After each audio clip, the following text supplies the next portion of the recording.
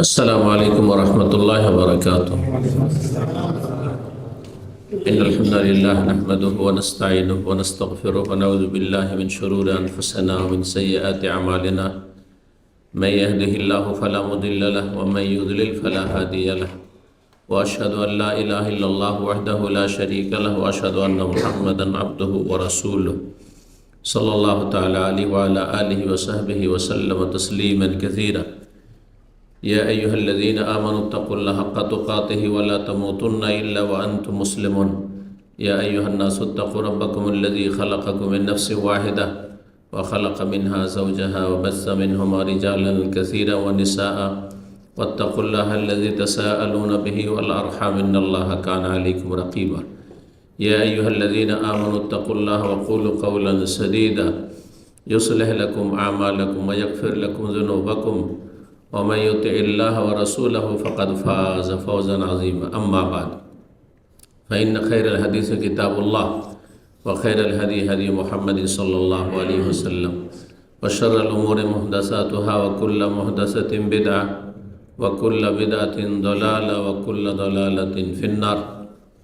أعوذ بالله من الشيطان الرجيم. أولئك يجزون الغرفة بما صبروا ওয়ায়ুলাক্কাউনা ফিহা তাহিয়াতাও ওয়া সালামা। সম্মানিত ভাতৃমণ্ডলী, আল্লাহ রাব্বুল আলামিনের প্রশংসা এবং প্রিয় নবী সাল্লাল্লাহু আলাইহি সাল্লামের উপর সালাত ও সালামের পর আজ বৃহস্পতিবার 23শে জমাদাল উলা 1445 হিজরি মোতাবেক 7ই ডিসেম্বর 2023 আমাদের ধারাবাহিক আলোচনা বিষয়ভিত্তিক চলে আসছে বেশ কিছুদিন ধরে জান্নাত এবং জান্নাতীদের সম্পর্কে। আজকে পর্ব নম্বর 6 আর বিষয়বস্তু হচ্ছে জান্নাতের প্রাসাদ, ঘরবাড়ি এবং কক্ষ। কোরআন কারীমের 3টি আয়াত রয়েছে যে আয়াতগুলিতে জান্নাতের কক্ষের কথা বা প্রাসাদের কথা আল্লাহ রাব্বুল আলামিন বর্ণনা করেছেন। তার একটি আয়াত হচ্ছে সূরা ফুরকান আয়াত নম্বর 75।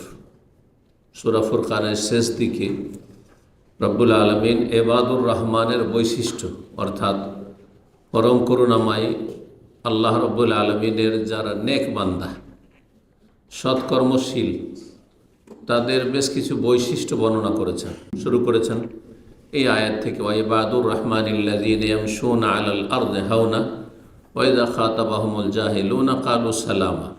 রহমানের বান্দা ওরা, তাদের বৈশিষ্ট্য হচ্ছে এই বৈশিষ্ট্য। প্রথম বৈশিষ্ট্য আল্লাহ বলছেন আল্লাযীনা ইয়ামশুনা আলাল আরদি হাওনা, যারা ভূপৃষ্ঠে চলাফেরা করে নম্রতার সাথে, অহংকারী হয়ে নয়, দাম্ভিক হয়ে নয়, মানে দাম্ভিকতা দেখায় না, অহংকার করে না, বরং সবসময় নম্র বিনয়ী হয়ে চলাফেরা করে, মানুষের সাথে আচার আচরণ করে।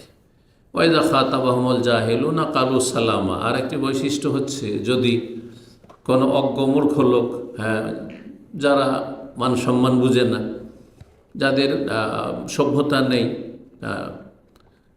তারা অনেক সময় বেয়াদবি করে ফেলে। যার যে মান সম্মান রয়েছে, মান সম্মান রক্ষা করতে জানে না, কথা বলতে জানে না।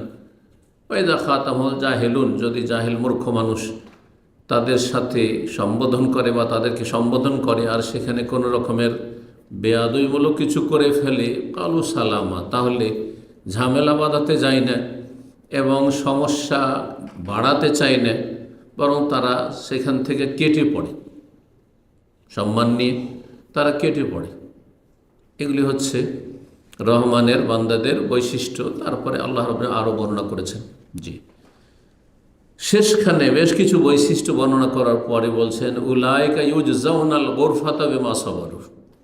এই রহমানের বান্দারাই হচ্ছে এমন আল্লাহর মনোনীত বান্দা এবং আল্লাহর পছন্দনীয় বান্দা যে ইউজজাউনা, তাদেরকে প্রতিদান দেওয়া হবে আল গুরফাতা, জান্নাতের প্রাসাদের।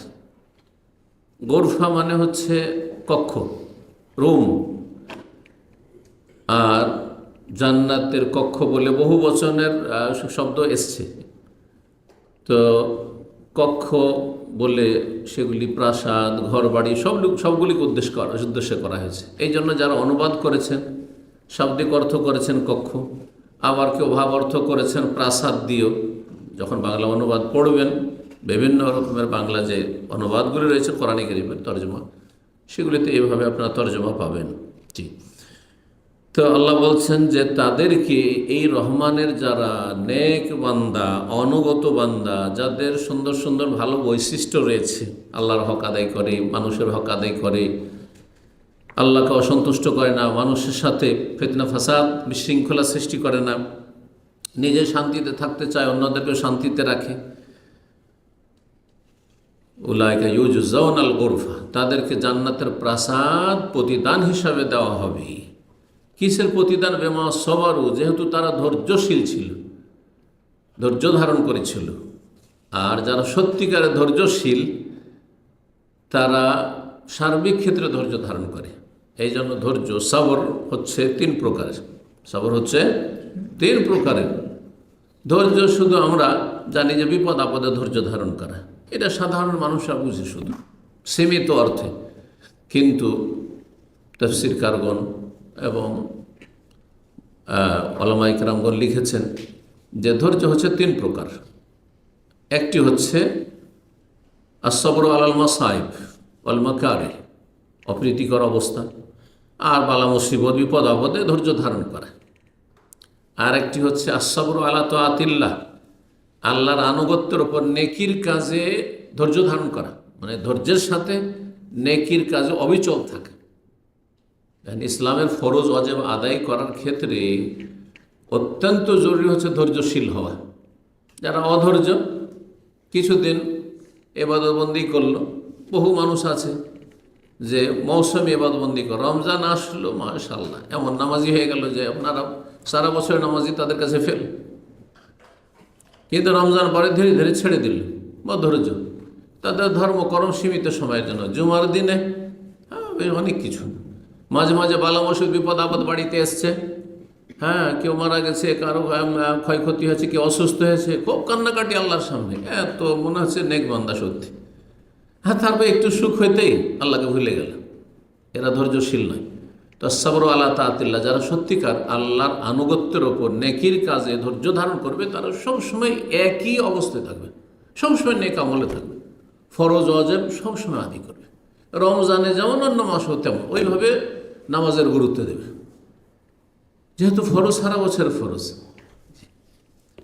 দান খেরাত শুধু রমজান মাসে বেশি বেশি না, না না, মক্কা মদিনায় এসে তখন দান খেরাত আর ইমানের অবস্থা ভালো না, সবচেয়ে মক্কা মদিনা গেলে যেমন ইমানদার আর পরেজগার থাকবেন আপনি, আর ভালো আমলের চেষ্টা করবেন আপনি, যেখানে থাকবেন পরিবেশ ভালো হোক আর মন্দ হোক, খারাপ, সব জায়গায় একই রকম ভালো মানুষে চলার চেষ্টা করবেন।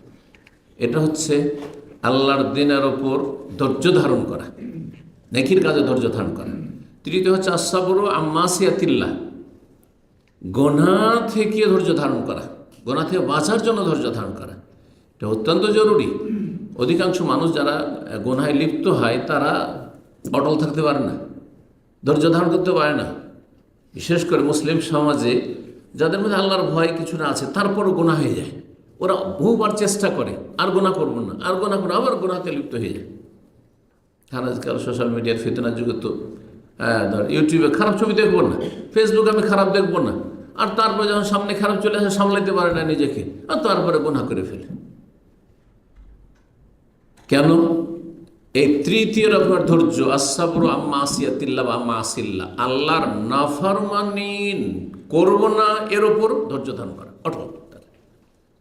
গুনার ক্ষেত্রেও নিজেকে সামলানো অত্যন্ত জরুরি। এখানে কারো যদি 5,000 রিয়াল পড়ে থাকে বা একটা দামি মোবাইল ধরেন পড়ে আছে, আর এখন কেউ নেই, সবাই চলে গেছে, শেষখানে দেখছেন আপনি, এখন এইটাকে রেখে নেব চুপচাপ, নাকি আমানত জমা করবো, খুঁজবো, তাড়াতাড়ি খোঁজ করবো কার আছে তাকে দেওয়ার জন্য? বড়ই ধৈর্যের প্রয়োজন রয়েছে।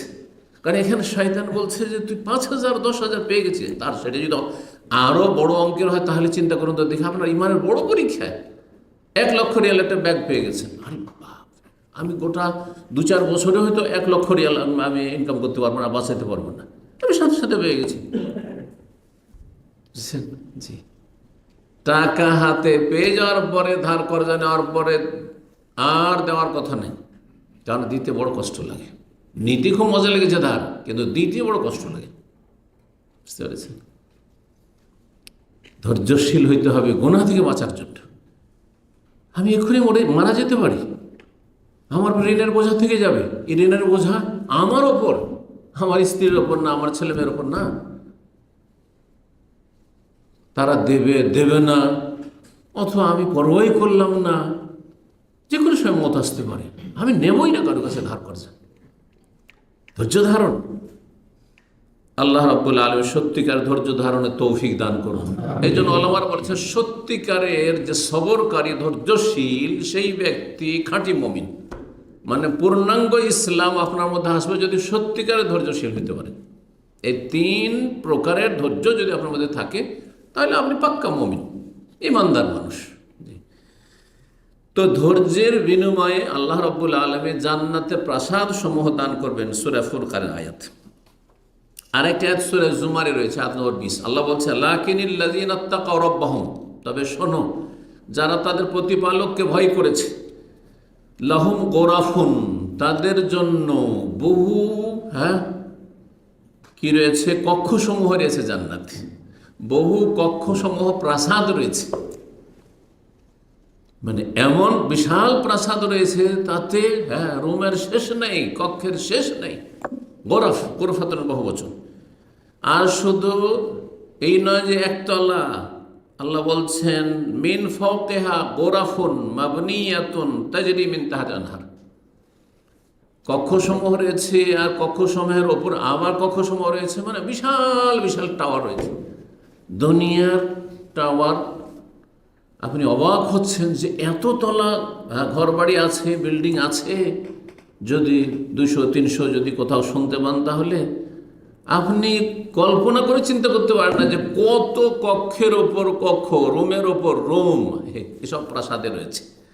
আল্লাহ এইদিকে ইঙ্গিত করে বলছেন লাহুম গোরাফুন, এই জান্নাতি যারা আল্লাহ ভীরু, তাদের জন্য জান্নাতে কক্ষসমূহ রয়েছে, প্রাসাদে। মিন ফাওকিহা গোরাফুন, আর তার ওপরও কক্ষসমূহ, রুম, আল্লাহ রাব্বুল মাবনিয়াতুন, তৈরিকৃত রয়েছে। জান্নাত প্রস্তুত আছে, এই না যে তৈরি হবে, তৈরি হয়ে আছে। আল্লাহ বলছেন তাজরি মিন তাহতিহা আনহার। আর এত বিশাল বিশাল প্রাসাদ আর সুউচ্চ প্রাসাদ জান্নাতের, সেগুলি নিম্ন দেশে নহর, নদী নালা প্রবাহিত রয়েছে, নদী নালা প্রবাহিত রয়েছে। ওয়াদাল্লাহ, এ হচ্ছে আল্লাহর ওয়াদা, আল্লাহর প্রতিশ্রুতি। কার সাথে? মুত্তাকিনদের সাথে। শুরুতে আল্লাহ বলছে লাকিনিল্লাযীনা ইত্তাকাউ, যারা ভয় করেছে, আল্লাহর ভয়, গুনাহ থেকে, পাপ থেকে বেঁচেছে, তাদের জন্য আল্লাহর ওয়াদা, প্রতিশ্রুতি। লা ইউখলিফুল্লাহুল মিয়াদ, আল্লাহ ওয়াদা খেলাফি করেন না। আল্লাহর ওয়াদার, প্রতিশ্রুতির বিপরীত হয় না। আল্লাহ রাব্বুল আলামিন তাকওয়া অর্জনের তৌফিক দান করেন, গুনাহ থেকে বেঁচে থাকার তৌফিক দান করেন। সহি হাদিস দ্বারা প্রমাণিত, জান্নাতে সর্বশেষ যেই ব্যক্তি জাহান্নামে জ্বলে জ্বলে, কত যে দিন যে জাহান্নামের শাস্তি ভোগ করেছে আর জ্বলেছে, আল্লাহ ভালো জানে, জ্বলবে।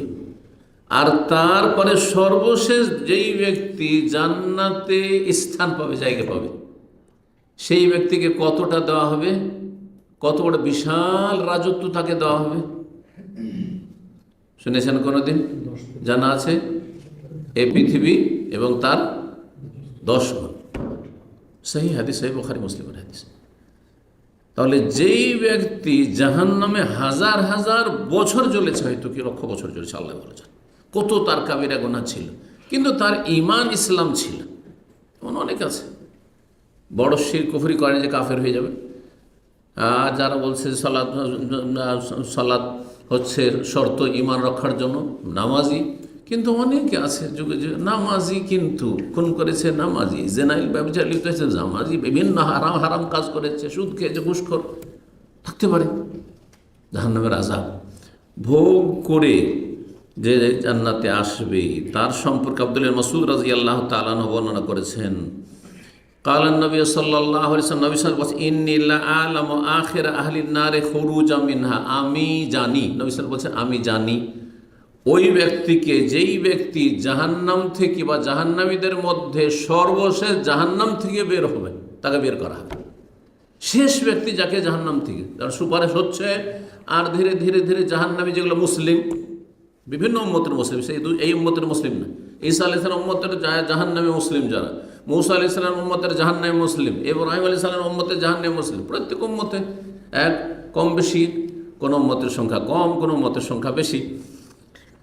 তো প্রত্যেক উম্মতের ক্ষেত্রে এই বিষয়টি আমি জানি। নবী সাল্লাল্লাহু আলাইহি ওয়াসাল্লাম বলছেন, ওই ব্যক্তিকে যে সর্বশেষ জাহান্নাম থেকে বের হবে, ওয়া আখিরু আহলিল জান্নাতে দুখুলান ওয়া আখিরা আহলিল জান্নাতে দুখুলান, সর্বশেষ জান্নাতে প্রবেশ করবে ওই ব্যক্তিকে।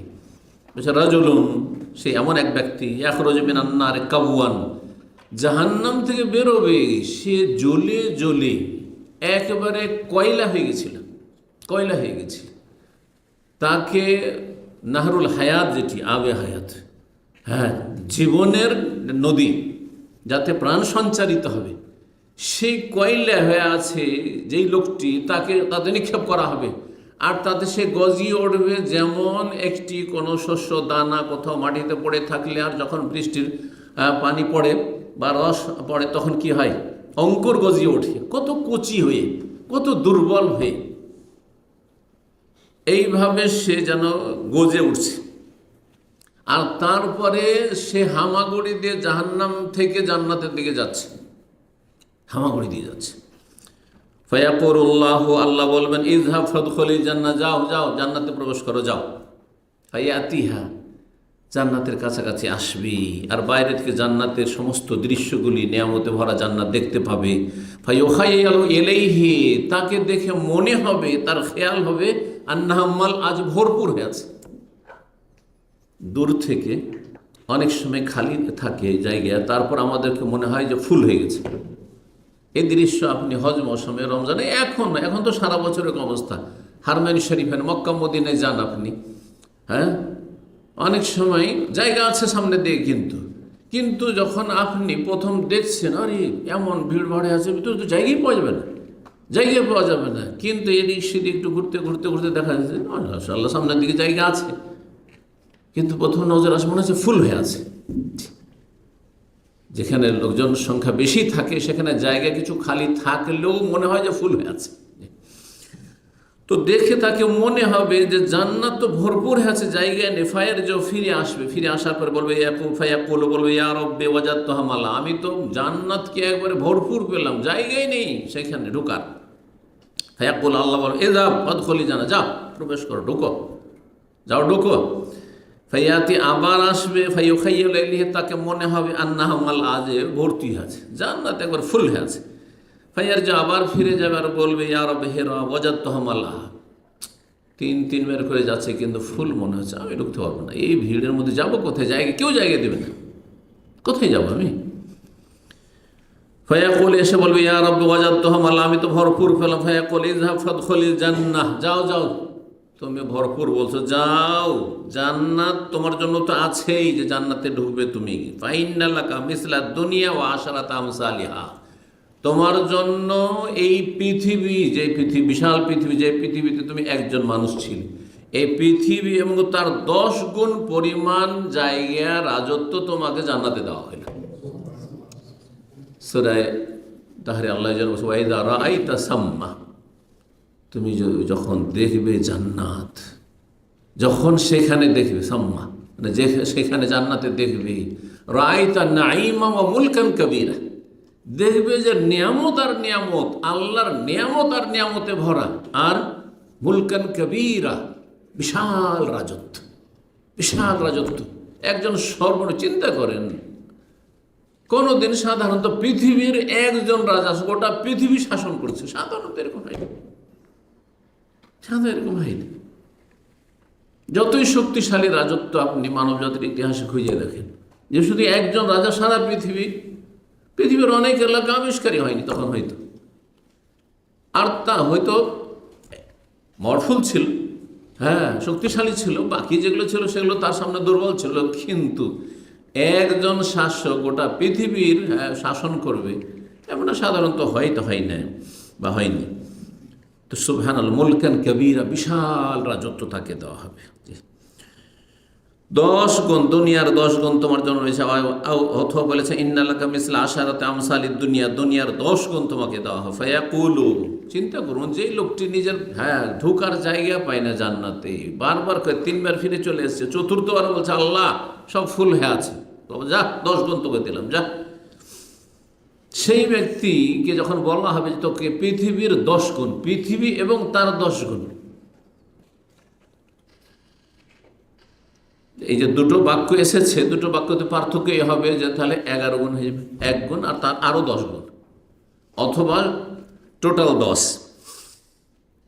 আচ্ছা চিন্তা করুন, একটা লোক জায়গাই পায় না, আর তাকে যদি বলে যে তোকে অসাধারণ কিছু, অকল্পনীয় তাকে কিছু দেওয়া হইলো, যদি বলেন তো কি বলবে সে? আল্লাহ, এই তো আমার সাথে রসিকতা হচ্ছে, তাই না? হ্যাঁ, আমার সাথে উপহাস করা হচ্ছে। যে একটা ক্লিনারকে যদি বলেন যে যা তোকে কোম্পানির, তোকে হঠাৎ করে ক্লিনারকে যদি বস বলে যে তোকে কোম্পানির আমি তোকে এই বানিয়ে দিলাম, জিএম বানিয়ে দিলাম, তাহলে কী বলবে? কি বলবে? ও তো ভাই নেবে যে আমাকে তুই মানুষই মনে করেন না, হ্যাঁ, ঠাট্টা মজাক শুরু করে দিয়েছে আমাকে নিয়ে। জি, তাসখারু মিন্নি আও তাদহাকু মিন্নি ওয়া আনতাল মালিক, আল্লাহ তুমি আমাকে নিয়ে উপহাস করছো, ঠাট্টা করছো, অথবা আমাকে নিয়ে তুমি হাসি তামাশা করছো, ওয়া আনতাল মালিক, অথচ তুমি আল্লাহ তুমি মহা অধিপতি, তুমি মহান, তুমি মালিক, আল্লাহ তুমি রব, তুমি আমার মতো একটা ক্ষুদ্র বান্দাকে, পাপিষ্ঠ বান্দা যে জাহান্নামে কতদিন জ্বলে জ্বলে জ্বলে জ্বলে একটু আরাম পেয়েছি, আর আমাকে নিয়ে তুমি ঠাট্টা মজাক করছো আল্লাহ। ফালাকাদ রাআইতু রাসূলুল্লাহ সাল্লাল্লাহু আলাইহি ওয়াসাল্লাম, আব্দুল্লাহ ইবনে মাসউদ বলছেন, যখন এই হাদিস বয়ান করেছেন রাসূলুল্লাহ সাল্লাল্লাহু আলাইহি ওয়াসাল্লাম, তখন দেখছিলাম যে রাসূলুল্লাহ সাল্লাল্লাহু আলাইহি ওয়াসাল্লাম এই কথাগুলি বয়ান করতে গিয়ে হেসে দিয়েছেন, হাসি থামতে পারেননি। এমন হেসেছেন, সাধারণত এরকম হাসি হাসতেন না। হাত্তা বাদাত নওয়াজিজহু, তার মাড়ির দাঁত পর্যন্ত দেখা গিয়েছে। কিন্তু নবী সাল্লাল্লাহু আলাইহি ওয়াসাল্লাম অট্ট হাসি হাসতেন না। হাসি 3 রকমের, হাসি হয় 3 রকমের। একটি হচ্ছে অট্ট হাসি, যেটাকে আরবিতে কাহ কাহ বলা, হা হা হা হা করে হাসা, হা করে দিই, এই হাসা অপছন্দনীয় সবার জন্য। এই হাসা কোনো ভালো মুমিন ব্যক্তির চরিত্র হইতে পারে না, এটি বর্জনীয় হতে পারে, হারাম না যায় নয়, কিন্তু অপছন্দনীয় অবশ্যই। জি, আর খুব বেশি হাসি করলে মানুষের হৃদয়, অন্তর দুর্বল হয়ে যায়, দুর্বল হতে হতে মরে যায়, ইমান কমজোর হয়ে যায়। এজন্য হাসিটা একটা সীমিত থাকতে হবে, অট্ট হাসি মোটেই নয়। বাকি থাকলো দ্বিতীয় মাঝামাঝি হাসি হচ্ছে দেহেক, এখানে জাহেকা, জাহেকা মানে আওয়াজ হা হা করে হবে না, কিন্তু আপনার হাসিটা ফুটে উঠবে, শুধু চেহারাতে নয়, আপনার হাসিটা ফুটে উঠবে, মাঝারি হাসি, যেটা সাধারণত যেটা হাসি বলে থাকি আমরা। আর তৃতীয় হাসি হচ্ছে মৃদু হাসি, হালকা হাসি, সেটা হচ্ছে মুচকি হাসি, তাবাসসুম, সেটা কি বলা হয়? তো আমাদের দেশে মেয়েদের নাম তাবাসসুম, তাই না? হ্যাঁ, ইবতিসামা, আরবিতে ইবতিসাম, ইবতিসাম মানে মুচকি হাসা। তাবাসসুমুকা ফি ওয়াজহি আখিকা, তোমার ভাইয়ের সাথে দেখা সাক্ষাৎ হলে মুচকি হাসি দেওয়া তোমার জন্য সাদকার নাকি, নবী সাল্লাল্লাহু আলাইহি ওয়াসাল্লাম বলছেন। তাবাসসুম, তাবাসসুমুকা মানে তোমার মুচকি হাসি। জি, নবী সাল্লাল্লাহু আলাইহি ওয়াসাল্লাম হেসে দিয়েছেন, মাঝামাঝি হাসি হেসেছেন, আর অধিকাংশ সময় নবী সাল্লাল্লাহু আলাইহি ওয়াসাল্লাম মুচকি হাসি ছিল সবসময়। যে কারোর সাথে দেখা হইলে হাসি মুখে কথা বলা, যাতে করে আপনি অহংকার মুক্ত, এটা বোঝা যায়। আপনি মানুষের সাথে মিশতে চান, মানুষের সাথে দেখা সাক্ষাৎ হলে সাধারণভাবে মিশতে চান, এতটুকু এই উত্তম চরিত্র মানে উপলব্ধি করা যায় আপনার, যেন মুচকি হাসি সবসময় থাকার চেষ্টা করতে হবে। আর মাঝে মাঝে কেউ যদি হাসে, মাঝারি হাসি যেটা দেহেক, সেটা জায়েজ। আর যদি অট্ট হাসি হাসে, সেটি অপছন্দনীয়, এতে ইমান দুর্বল হয়ে যায়। তো নবী সাল্লাল্লাহু আলাইহি ওয়াসাল্লাম হেসে দিলেন। ওয়াকানা ইয়াকুলু, এবং নবী সাল্লাল্লাহু আলাইহি ওয়াসাল্লাম বলতেন বা বলেছিলেন, যাকা আদনা আহলিল জান্নাতে মানজিলাতান, এই ব্যক্তি জান্নাতে সবচাইতে নিম্ন স্তরের মানুষ। নিম্ন স্তরের মানুষকে দুনিয়ায় পৃথিবী আর পৃথিবীর 10 গুণ দেওয়া হবে। সুবহানাল্লাহ। যদি এই হয়, তাহলে যারা মুকাররবিন, আল্লাহর নৈকট্যপ্রাপ্ত বান্দা, হ্যাঁ, যারা আবরার নেক লোক, যাদের কথা আল্লাহ কোরআনে বর্ণনা করেছেন, জি, তাদেরকে আল্লাহ কত উচ্চ স্থান দেবেন, কত অকল্পনীয় তাদের জন্য নিয়ামত থাকবে আর প্রাসাদ থাকবে। যদি এত বিশাল রাজত্ব এক সর্বনিম্ন ব্যক্তি যে জান্নাতে সব শেষে এসে তার যদি হয়, তাহলে কত প্রাসাদ, আর সেসব প্রাসাদে কত ঘরবাড়ি বিল্ডিং এবং কত তাতে আপনার কক্ষ ইত্যাদি ইত্যাদি। আল্লাহ রাব্বুল আলামিন যেন আমাদেরকে জান্নাতুল ফিরদৌস দান করেন। জান্নাতের বাসস্থান সম্পর্কে কোরআন এবং হাদিসে বিভিন্ন ভাষাগুলি এসেছে। তার মধ্যে একটি বললাম যে গোরফা শব্দ ব্যবহার হয়েছে। গোরফা মানে কক্ষ, রুম হয়। আবার গোরফা প্রাসাদের ক্ষেত্রেও ব্যবহার হইতে পারে, যেমন অনুবাদ বা তাফসীরকাররা বলেছেন। আর এসেছে হাদিসে কাসরের কথা। কাসর মানে প্যালেস, প্যালেস মানে প্রাসাদ। জি, প্যালেস হচ্ছে রাজপ্রাসাদ, জি, রাজাদের বাড়ি। তো সেখানে সবাই রাজার মতো, সবার কাসর থাকবে, সবার প্যালেস থাকবে। বাড়ি ঘরের কথা এসেছে হাদিসে, বাইতের কথা এসছে হাদিসে, এসছে খিমার কথা, তাঁবুর কথা এসছে। কারণ যতই সুখী মানুষ দুনিয়ার হোক, একই অবস্থায় থাকা ভালো লাগে না, এটা মানুষের স্বভাব। এই স্বভাবে আল্লাহ এই প্রকৃতির মানুষকে আল্লাহ সৃষ্টি করেছেন।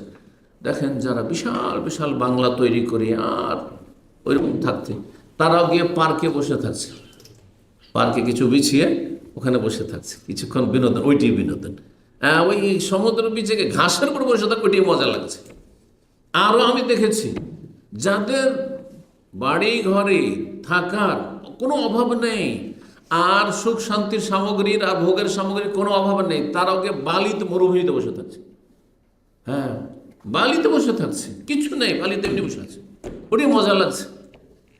মানুষ বিভিন্নভাবে কি করতে চায়, জীবনযাপন করতে চায়। সবসময় একই রকম খাবার পছন্দ না, সবসময় একই রকম অবস্থা ভালো না, যে বিভিন্ন রকম অবস্থায় মানুষ থাকতে চায়। এই জন্য দেখেন আরব দেশগুলিতে এত ধন সম্পদ থাকার পরেও মরুভূমিতে চলে যান, চারিদিকে শুধু ডানে বামে দেখবেন যে তাঁবু লাগানো আছে, খেমা লাগানো আছে। আর খেমাগুলো ফালতু পড়ে নেই, এগুলোতে পয়সা দিয়ে দিয়ে মানুষ ভাড়া নিচ্ছে। যাদের নিজের আছে নিজের আছে, আর যাদের নিজের নাই কি করছে, ভাড়া নিতে হয়, পয়সা দিতে হয়। জি, তো হাদিসে খেমার কথা, তাঁবুর কথাও এসেছে। কক্ষের কথা শোনেন, দুটি আয়াত তাহলে আপনাদেরকে শোনাইলাম, তাই না? আর তৃতীয় আয়াত সূরা সাবা আয়াত 37-এ আল্লাহ ইরশাদ করেছেন, ওমা আমওয়ালুকুম ওয়ালা আওলাদুকুম বিল্লাতি তুকাররিবুকুম ইনদানা যুলফা। তোমাদের ধন সম্পদ, তোমাদের ছেলে মেয়ে, সন্তান সন্ততি এমন বিষয় নয়, এমন বিষয় নয় যেগুলি তোমাদেরকে আমার সান্নিধ্য লাভ করিয়ে দেবে। অর্থাৎ পয়সা দিয়ে আল্লাহকে সন্তুষ্ট করে নেবে, আর তোমাদের ছেলে মেয়ে জনবল দিয়ে আল্লাহকে সন্তুষ্ট করে নেবে, আল্লাহ সান্নিধ্য লাভ করে নৈকট্য অর্জন করবে, এটা সম্ভব নয়। দুনিয়াতে জনবল আছে, পার্টি স্ট্রং আছে, হচ্ছে না? হচ্ছে না? পয়সা আছে, পয়সাতে সব কিছু হচ্ছে। হ্যাঁ, যার পয়সা আছে, পয়সাতে যা ইচ্ছা তাই করতে পারছে, বা জনবল আছে, জনশক্তি আছে, ক্ষমতা আছে, সেনাবাহিনী মজবুত আছে, যা ইচ্ছা তাই করছে। আল্লাহ বলছে এগুলো আল্লাহর কাছে কোনো কাজে আসবে না। ওমা আমওয়ালুকুম, না তোমাদের ধন সম্পদ, ওয়ালা আওলাদুকুম, না তোমাদের জনবল, ছেলে মেয়ে, সন্তান সন্ততি, বিল্লাতি তুকাররিবুকুম ইনদানা যুলফা, আমার নৈকট্য অর্জনকারী দিবে। আল্লাহর নিকটবর্তী, আল্লাহর সন্তুষ্টি প্রাপ্ত বান্দা যদি হতে চাও, তো এইগুলো দুনিয়ার এইসব সামগ্রীর কাজ হবে না। কি দিয়ে হবে তাহলে? ইল্লা মান আমানা, তবে যে ইমানদার, ইমান আল্লাহর কাছাকাছি করে দেবে। ইমানের মাধ্যমে আল্লাহ নৈকট্য অর্জন হবে, কুফরি দিয়ে হবে না, শিরকি আকীদা দিয়ে হবে না, বিদআতি আকীদা দিয়ে হবে না।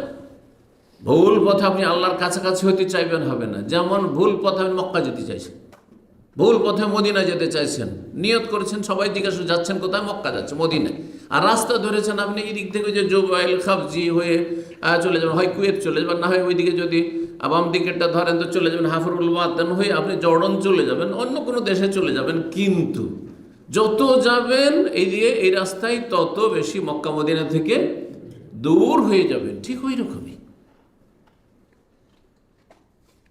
এক আল্লাহর ইবাদত বন্দেগী যদি না করেন, আর এক রসুলের তরিকে যদি ইবাদত বন্দেগী না করেন, তো যত এই বেদাতি আমল করতে থাকবেন, যত শিরকি আমল করতে থাকবেন, তত বেশি আল্লাহ থেকে দূরে হয়ে যাবেন।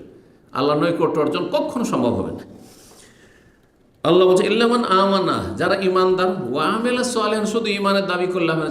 যেমন আজকাল অধিকাংশ জন্মসূত্রে মুসলিম, ব্যাস মুসলিম জান্নাতের আশা করে বসে আছে। কাফের হিন্দু জান্নাত পাবে না, খ্রিস্টান জান্নাত পাবে না, ইহুদি মালাউন জান্নাত পাবে না, এসব কথা আমাদের দেশি মুসলিমদের। হ্যাঁ ঠিক আছে, ওগুলো আপনার জায়গায় ঠিক আছে, কিন্তু তুমি জান্নাত পাবে কিনা খোঁজ রেখে দেখো। 5 ওয়াক্ত সালাত নাই, ফরজ নেই, হারাম কাবিরা থেকে বাঁচছে না, এত সহজ। ইমানের দাবিদার হইলে ওয়ামেলা সালেহান, সৎকর্মশীল হইতে হবে। ইমান অন্তরে আছে, এর বহিঃপ্রকাশ বাস্তব প্রমাণ হচ্ছে নেক আমল। 5 ওয়াক্ত আল্লাহর সামনে হাজিরা দিচ্ছেন, রমজান মাস আসছে আগে থেকে প্রস্তুত হয়ে রয়েছেন মানসিক শারীরিকভাবে, আমি রমজান মাসে সিয়াম পালন করব। পয়সা আছে, কখন আমার সময় আসছে জাকাত দেবে, এক একটি টাকা হিসাব করে যে কত টাকা আমার জাকাত বেরোয়। হ্যাঁ, যত তাড়াতাড়ি সম্ভব আমি হজ আদায় করবো, হজের টাকা আমার কাছে হয়ে গেছে সংসার চালিয়ে, সুতরাং আগে হজ করবো, আগে জমি জায়গা প্রপার্টি নয়। এইরকম মেজাজ থাকবে, হারাম নাজাজ থেকে বেঁচে থাকবো। আল্লাহ বলছে ইল্লামান আমানা, তবে যে ইমানদার হয়ে যাবে আর যে সৎকর্মশীল হবে, আমেলা সালিহা ফাউলাইকা লাহুম জাযাউ যায়ফি, তাদের জন্য বহু গুণে বর্ধিত প্রতিদান রয়েছে। আল্লাহ রাব্বুল আলামিন একটা নেকি করলে 10, কমপক্ষে 10 দেন। 10কে আল্লাহ 100 করেন, 100কে 700 পর্যন্ত করেন, তারও বেশি করতে পারেন আপনার ইখলাসের ভিত্তিতে এবং আপনার অবস্থার ভিত্তিতে। অভাবের সময় অসুস্থ, চলছে না শরীর, তারপর কষ্ট করে আপনি মসজিদে এসে সালাত আদায় করছেন। রোজা রাখতে কষ্ট হচ্ছে, তারপর রোজা রাখছেন। বেশি কষ্ট হলে তখন চলবে না, কিন্তু তারপর কাকে কষ্ট লাগে না? অনেকে রোদরে কাজ করছেন, একজন রোদরে ডিউটি করে রোজা রাখে, আর একজন এসিতে বসে থেকে রোজা রাখে। দুটো কি সমান মনে করছেন? না, অবশ্যই। যে যত বেশি কষ্ট করে, আজ রোকে আলা কাদরে নাসাবেকে, নবী সাল্লাল্লাহু হাদিস রয়েছে, তোমার নেকি প্রতিদান তোমার পরিশ্রম মেহনত অনুযায়ী হবে। কতটা কষ্ট ক্লেশ করছো তুমি। তাদের জন্য বহুগুণে বর্ধিত প্রতিদান রয়েছে। বেমা আমেলু, যেহেতু তারা আমল করেছে, তাহলে আমল করতে হবে, বেআমল হলে হবে না। ওহম ফিল গরফাতে আমেনুন, এটি হচ্ছে আজকের আমাদের বিষয়বস্তুর সাথে সম্পর্কিত আয়াতের অংশ। আর তারা বহু কক্ষ সমূহ বিশিষ্ট প্রাসাদে, প্যালেসে নিরাপদ বসবাস করবে। গরফাত, গোরফাতুন বহু বচন, আর গোরফা মানে হচ্ছে রুম, কক্ষ। তাহলে বহু কক্ষ বিশিষ্ট, বহু রোম বিশিষ্ট প্রাসাদে তারা আমেনু, নিরাপদ থাকবে। অনেক সময় রাজ প্যালেসে বাস করেও, রাষ্ট্রপতি ভবনে বসবাস করেও নিরাপদ না। সবসময় জানের ঝুঁকি আছে, সবসময় বিভিন্ন রকমের ঝুঁকি আছে, বিভিন্ন রকমের টেনশন আছে, শারীরিক অশান্তি আছে, না হয় মানসিক অশান্তি আছে, না হলে দুশ্মনের ভয় আছে দুনিয়াতে। কিন্তু জান্নাত আল্লাহ বলছে আমেনুন, সেখানে নিরাপদ, কোনো রকমের ভয়ভীতি সেখানে থাকবে না। আল্লাহ রাব্বুল আলামিনকে যারা দুনিয়াতে ভয় করেছে, তারা আখিরাতে ভয় করবে না। কথাটি অত্যন্ত মূল্যবান। আমি যেদিন থেকে পড়েছি, আমি বহুবার আমার আলোচনায় বলি যে আল্লাহ মানুষকে 2 বার ভয়ের সম্মুখীন করবেন না। একবার যদি ভয় করেন তো পরে আর ভয় থাকবে না, আর প্রথমবার যদি ভয় না করেন তো পরের ভয় অবশ্য নিশ্চিত। কি বুঝলেন? দুনিয়ায় যদি আল্লাহর ভয়ে আপনি নেক আমল করেন, হারাম থেকে বেঁচে থাকেন, তাহলে আখিরাতে ফালা খাউফুন আলাইহিম ওয়া লা হুম ইয়াহজানুন, কোনো ভয় নেই, কোনো চিন্তা নেই। মরার পরে কবরে কোনো ভয় নেই, হাসর মাঠেও কোনো ভয় নেই। আল্লাহ তাখাফু ওয়া লা তাহজানু, ফেরেশতারা এসে বলবে, মরণের সময় বলতে থাকে, আবার কবর থেকে উঠে হাসর মাঠে হাজির হবে তখন বলতে থাকবে, হিসাব নিকেশের সময়, তারপরে যখন জান্নাতের পথে তখন বলতে থাকবে, পুলের ওপর যখন উঠবে হিমশিম খাবে তখন বলতে থাকবে, আল্লাহ তাখাফু ওয়া লা তাহজানু, ভয় নেই, চিন্তা নেই তোমাদের। ফেরেশতা আবশিরু, সুসংবাদ তোমাদের জন্য, বিল জান্নাতিল্লাতী কুনতুম তুআদুন, সেই জান্নাতের, যে জান্নাতের প্রতিশ্রুতি তোমাদেরকে দেওয়া হয়েছে। আল্লাহ রাব্বুল আলামিন আমাদেরকে জান্নাতুল ফিরদাউস দান করেন এবং সার্বিক নিরাপত্তা দান করেন। বলছিলাম জান্নাতের কক্ষ, প্রাসাদ এবং ঘর বাড়ি সম্পর্কে। আরেকটি হাদিস শোনায় আপনাদেরকে। আলী রাদিয়াল্লাহু তাআলা আনহু বর্ণনা করছেন, বলছেন কালান নবী সাল্লাল্লাহু আলাইহি ওয়াসাল্লাম ইন্না ফিল জান্নাতে গোরাফান, জান্নাতে বহু কক্ষ রয়েছে, বহু রুম রয়েছে, বহু কক্ষ বিশিষ্ট বাড়িঘর রয়েছে, প্রাসাদ রয়েছে, প্যালেস রয়েছে। গোরাফান কেমন, ওগুলোর বৈশিষ্ট্য কেমন? দুনিয়ার বাড়ি এত, যে 7 তলা ভবন আমাদের ইসলামিক সেন্টারে, তারপর এই দেওয়াল প্রাচীর এমন আছে যে প্রাচীরের পাশে ওই রুম দেখতে পাই না, পাচ্ছি পাই না। কিন্তু জান্নাতের ঘরগুলি কেমন হবে বলছে, তোরা জহুর আহমেন বতুনেহা বতুন আহমেন জহুরেহা, তার বাইরে থেকে ভিতরে দেখা যায়, ভিতর থেকে বাইরে দেখা যায়, এত স্বচ্ছ। সেই জান্নাতের প্রাসাদ এবং বাড়িঘর আর কক্ষগুলি যে হবে, তার দেয়ালগুলি, প্রাচীরগুলি এত স্বচ্ছ পরিষ্কার হবে যে বাইরের থেকে ভিতরে দেখা যাবে আর ভিতর থেকে বাহির দেখা যাবে। সুবহানাল্লাহ। 1400 বছর আগে নবী সাল্লাল্লাহু আলাইহি ওয়াসাল্লাম যখন এরকম বলেছেন, হ্যাঁ চিন্তা করুন, যখন মানুষ তাঁবুতে বাস করত, আর না হলে খেজুরের ডাল দিয়ে তৈরি করা বাড়ি, খুব ভালো বাড়ি হইলে কিসের, খেজুরের ডালপালা দিয়ে তৈরি করা বাড়ি, সাহাবায়ে কেরামদের, মুহাজিরিন আনসারদের, এমনকি ইহুদিদেরও বাড়ি, আর কি পাথরের ওই কেল্লা টেল্লায় খুব বেশি যাদের আছে পাথরের তৈরি কেল্লা টেল্লা ছিল মদিনায়, এর বেশি তার কিছু ছিল না। তাদেরকে বলা হচ্ছে যে জান্নাতের ঘর বাড়ি এমন হবে যে বাইরে থেকে ভিতর থেকে, ভিতর থেকে বাইরে করতে হবে। আজকাল অসম্ভব কিছু লাগে না, কারণ আজকাল অধিকাংশ টাওয়ারগুলি তৈরি হচ্ছে সব গ্লাসের, সব গ্লাসের তৈরি হচ্ছে। দাঁড়িয়ে আছে বিল্ডিং শুধু পিলারের উপর, হ্যাঁ ফাউন্ডেশনের উপর, আর সব গ্লাস আর গ্লাস, হ্যাঁ ওই তো জুজাজ, হ্যাঁ সব গ্লাস। জি, আর গ্লাস দুনিয়াতেই যদি এরকম থাকে, এত স্বচ্ছ গ্লাস যে আপনি পরিষ্কার ভিতর থেকে দেখছেন, কিন্তু বাইরে থেকে দেখলো তো বাণিজ্যদের ব্যাপার, দেখিয়ে নেবে, পরিবার নিয়ে আসেন, বাইরে থেকেও দেখতে পাচ্ছেন আপনাকে। জি, তো রব্বুল আলামিন এই বহু রকমের নিয়ামতে ভরা আল্লাহ রাব্বুল প্রাসাদ রেখেছে জান্নাতে। বলছে জান্নাতে এমন এমন ঘর বাড়ি রয়েছে যার বাইরে থেকে ভিতর, ভিতর থেকে বাহির স্বচ্ছ পরিষ্কার পরিচ্ছন্ন দেখতে পাবে। ফাকামা আরাবিয়ন, একজন বেদুইন, বেদুইন যে মদিনাতেও বাস করে না, তার খেজুরের ডাল পাতা দিয়েও বাড়ি ঘর নেই। বেদুইন কারা? যারা যাযাবরের জীবনযাপন করে, ওই বকরি ছাগলের পালে আছে, আর না হইলে ওই উটের পালে আছে, আর সেখানে একটা তাঁবু লাগিয়ে দিয়েছে, ঘাস আছে, পানি আছে, ঘাস শেষ চলো এখান থেকে, আর পানি ওইখানে শুকিয়ে আসলো, এখানে আর চারণভূমি নেই, চলো এখান থেকে চললো 50-100 কিলোমিটার 200 কিলোমিটার চলে গেল। এইরকম মরুভূমিতে যারা জীবনযাপন করে এরাকে বলা হয় আরাব, বেদুইন। একজন বেদুইন বলল, অবাক হয়ে যে এইরকম বাড়িঘর জান্নাতে হবে, যেই বাড়িঘরের বাহির থেকে ভিতর, ভিতর থেকে বাহির দেখা যাবে। লেমান হিয়া ইয়া রাসূলুল্লাহ, আল্লাহ মুসলিম হয়েছে সে, কিন্তু বেদুইন সে, বাইরের লোক, সভ্যতা থেকে দূরে। তো বলে ইয়া রাসূলুল্লাহ, এগুলি কাদের, কারা এগুলিতে থাকতে পাবে, আমরা কি পাবো? তখন নবী সাল্লাল্লাহু আলাইহি ওয়াসাল্লাম বলে, হ্যাঁ শোনো, লেমান আতাবাল কালাম, যার কথা মিষ্টি, মিষ্টি কথা বলে, কর্কশ ভাষী নয়, মানুষকে কথার দ্বারা কষ্ট দেয় না। জি, কথার দ্বারা আঘাত বেশি লাগে, কথার আঘাত। এই জন্য আরবি কবি বলেছেন যে অস্ত্রে যদি আঘাত করেন, আর কোনো জায়গায় আঘাত লেগে গেছে গায়ে, আর ঘা হয়ে গেছে সেখানে, বা ক্ষত হয়েছে, আর তারপরে সেটা কিছুদিন পরে ঘা শুকিয়ে গেল, আর তারপরে চেনা যাবে না, কিছুদিন পর আর বোঝা যাচ্ছে না যে এখানে কোনো সময় কেটেছে। কিন্তু কথার আঘাত এমন আঘাত মানুষের অন্তরে লাগে, বিশেষ করে যত নিকটাত্মীয়, যত প্রিয়জন, যত কাছের মানুষ, তত বেশি তার কথায় কষ্ট হবে, তার কথায় কষ্ট হবে। দূরের লোক কষ্ট দিলে সেই কষ্ট মনে হবে না, তুলনামূলক যে নিকটাত্মীয় যারা, যাদের উপর ইহসান করেছেন, অথবা যাদের সাথে সম্পর্ক আছে কাছের, তারা যদি কথার দ্বারা কষ্ট দিয়ে থাকে, তো এই কষ্ট, এই জখম, এই ক্ষত কখনো ভালো হবে না, ও ক্ষত থেকেই যাবে, ক্ষত থেকে যাবে। মুমিনকে যথাসাধ্য ক্ষমা দৃষ্টিতে দেখতে হবে। লেমান আতাবাল কালাম, যার কথা হচ্ছে মিষ্টি, ও আতামাত তম, আর যে মানুষকে অন্ন দান করে, খেতে দেয়, গরিব মিসকিনকে, অসহায় দুর্গতদেরকে, অভাবীকে খেতে দেয়, যে কাউকে খেতে দেয়। মুসলিমকে খাওয়াইলেও নেকি রয়েছে, এমনকি কাফের পশু পাখিকে খাওয়াইলেও নেকি রয়েছে। তবে আপনার মুসলিম ভাই যদি অভাবী থাকে, তাহলে তাদেরকে অবশ্যই প্রাধান্য দিতে হবে, অবশ্যই প্রাধান্য দিতে হবে। আপনি মুসলিম ভাই বোন অভাবী, আর আপনি পাখিকে খাওয়াচ্ছেন, আপনি বিড়ালকে খাওয়াচ্ছেন জান্নাত, আপনি কুকুরকে খাওয়াচ্ছেন, আপনি আর বলে যে আমি নেকির জন্য খাওয়াচ্ছেন, না, মোটেই না। আগে মুসলিম হক রাখে। যখন ওমর রাদিয়াল্লাহু তাআলা আনহুর জামানায় দুর্ভিক্ষ দেখা দিল, এক সময় অভাব দেখা দিল বিভিন্ন এলাকায়, মানুষ অনাহারে মরে যাচ্ছে, আর সেই সময় একটা প্রস্তাব আসলো যে মসজিদ নববীকে নতুন করে ঢেলে সাজিয়ে সুন্দর করে তৈরি করা হোক, তৈরি করা হোক।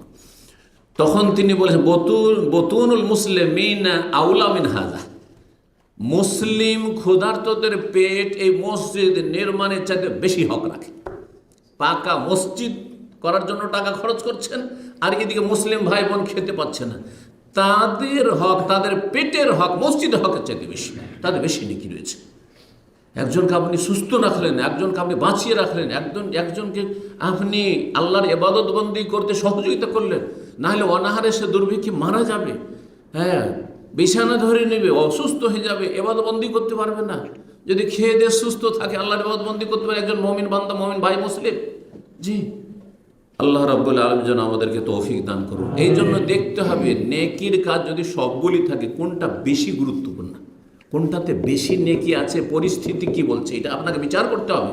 আর আপনার যদি বিচার বিবেচনার যোগ্যতা না থাকে তাহলে আলেমদের কাছ থেকে জেনে নিতে হবে যে আমি এখানে নফল হজে আসব, না আমার গরিবদের বাড়ি ঘর হ্যাঁ নেই, ঝড় তুফানে শেষ হয়ে গেছে, নদীর ভাঙনে শেষ হয়ে গেছে, ভিটে মাটি কারণে বাস করার জায়গা নেই, আর এদিকে নফল হজ বছরের বছর প্রতি বছর করছেন, আপনি মনে করছেন আমি জান্নাতে যাওয়ার কাজ করছি।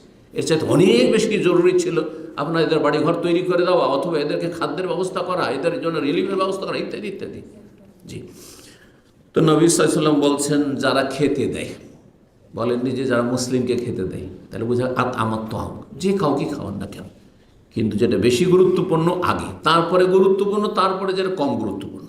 জি, ও আদামা সিয়াম, আর যারা বেশি বেশি সিয়াম পালন করে, নফল রোজা রাখে, নফল রোজা রাখে।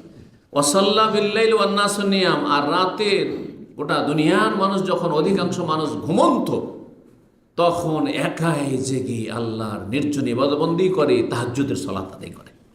এই কয়টি বৈশিষ্ট্য কি? নম্রভাষী হওয়া, ভালো ভাষা, ভালো কথা বলা মানুষের সাথে, মানে আচার আচরণ মানুষের সাথে ঠিক আছে, আর মানুষের অভাব দূর করা, মানে আর্থিক সমস্যার সমাধান করলেন। আর আপনার প্রথম যে পয়েন্টটি ছিল সেটার মাধ্যমে কি হবে? পারিবারিক আর সামাজিক সম্পর্কের উন্নতি হবে। যখন মানুষের সাথে নম্র ভাষায় কথা বলবেন তখন ভাই বোনের সম্পর্ক ভালো থাকবে না, বাপ মায়ের সাথে সম্পর্ক ভালো থাকবে না, স্বামী স্ত্রীতে সম্পর্ক ভালো থাকবে না, পাড়া প্রতিবেশী সমাজের সাথে সম্পর্ক ভালো থাকবে না। দেখেন, মানুষ যখন বাস করে তখন মানুষের সামনে সমস্যা আছে, একটা হচ্ছে সামাজিক সমস্যা। সামাজিক সমস্যা থেকে মুক্ত হলেন আপনি সুসম্পর্কের মাধ্যমে, পারিবারিক সমস্যা থেকে মুক্ত হলেন আপনি সুসম্পর্কের মাধ্যমে, আর্থিক সমস্যা, মানুষ খেতে পাচ্ছে না তো ওয়াতামাতাম, খাবার দেবেন আপনি। আর ব্যক্তি জীবনে পাপের সমস্যা, শয়তান পাপের দিকে নিয়ে যাচ্ছে, এর জন্য আপনার তাজকিয়ান, আত্মার পরিশুদ্ধির দরকার, নিজেকে পাক পবিত্র রাখার জন্য সচেষ্ট হইতে হবে। এর জন্য দুটো তদবির বলে দেয়, একটা বেশি বেশি রোজা রাখা আর তাহাজ্জুদ সালাত আদায় করা। তাহাজ্জুদ সালাত আদায় করছেন রাতে, দুনিয়া ঘুমিয়ে থাকছে, আর তারপরে দিনের বেলা আপনি কাবিরা গুনাহ করবেন, এটা হবে না। অটোমেটিক্যালি আপনি গুনাহ থেকে মুক্ত হয়ে যাবেন, গুনাহ থেকে মুক্ত হয়ে যাবেন। ব্যক্তি জীবন যদি না সুন্দর হয় তাহলে বাকি অন্য অন্য জীবন সুন্দর বা অন্য অন্য সমস্যার সমাধান করে লাভ নাই। এই জন্য ব্যক্তি জীবনের সংশোধন সংস্কারের ক্ষেত্রে, আত্মার পরিশুদ্ধির ক্ষেত্রে রোজার কথাও বললেন নবী সাল্লাল্লাহু আলাইহি ওয়াসাল্লাম, আর নামাজের, তাহাজ্জুদের নামাজের কথাও বললেন রাসূলুল্লাহ সাল্লাল্লাহু আলাইহি ওয়াসাল্লাম। এটা অত্যন্ত, আগে নিজেকে ঠিক করতে হবে। আপনি নিজেই ঠিক হইলেন না, আপনার পরিবার কী করে ঠিক হবে, আপনার সমাজের মানুষ কী করে ঠিক হবে? আর মানুষের অভাব দূর করে দিলেন, কিন্তু ধার্মিকতা আল্লাহ ভীরুতা আসলো না, এদের লাভ কি? আপনি দান খেরাত করছেন গরিব মিসকিনকে, আল্লাহর ভয় যদি না থাকে তাহলে ও তো সুদের ওপর টাকা লাগাবে, করছে আমাদের সমাজে অনেক লোক, গরিব মিসকিন ওকে টাকা দিচ্ছেন, ও সুদি কারবার করছে, আত্মীয় মনে করে আপনি সহযোগিতা করলেন, ও সুদি কারবারে লাগিয়ে দিচ্ছে। কারণ আত্মার পরিশুদ্ধি, তাজকিয়ার নাফস নেই, সালাতে ঘাটতি, আর নামাজে, ফরজ নামাজের ঘাটতি, ফরজ রোজাতে যদি ঘাটতি থাকে, নফল করতে হবে। নবী কারীম সাল্লাল্লাহু আলাইহি ওয়াসাল্লাম বলেছেন, তাহলে জান্নাতে যেতে পারবে। এবং জান্নাতে এইসব প্যালেসগুলি রয়েছে। সুনানে তিরমিজির 1984 নম্বর হাদিস, ইমাম আলবানী রাহিমাহুল্লাহ হাদিসটিকে হাসান বলেছেন। জান্নাতের প্যালেস শব্দটি কাসর অর্থাৎ প্রাসাদ, এই শব্দ দিয়েও এসছে সহিহ বুখারীতে এবং সহিহ মুসলিম। এই হাদিস আবু হুরায়রা রাদিয়াল্লাহু তাআলা আনহু বর্ণনা করছেন, বলছেন বাইনামা নাহনু ইনদা রাসূলিল্লাহ জুলুসুন, আমরা একদিন নবী সাল্লাল্লাহু আলাইহি ওয়াসাল্লামের কাছে বসেছিলাম। ফাকালা রাসূলুল্লাহ, রাসূলুল্লাহ বললেন বাইনামা আনা নাইমুন, আমি একদিন ঘুমিয়েছিলাম। স্বপ্নের কথা বললেন রাসূলুল্লাহ সাল্লাল্লাহু আলাইহি ওয়াসাল্লাম। রাআইতুনি ফিল জান্নাতে, হঠাৎ করে দেখছি আমি জান্নাতে চলে গেছি। নবী সাল্লাল্লাহু বহুবার জান্নাত স্বপ্নে দেখেছে, জান্নাত স্বপ্নে দেখেছেন।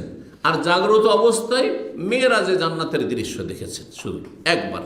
আর বাকি ঘুমন্ত অবস্থায় অনেকবারই নবী সাল্লাল্লাহু আলাইহি ওয়াসাল্লাম জান্নাতের দৃশ্য দেখেছেন।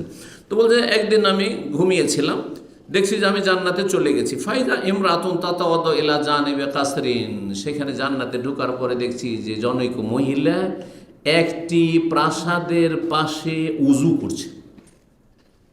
কাসর, কাসর মানে হচ্ছে প্যালেস, রাজার বাড়ি, রাজপ্রাসাদ।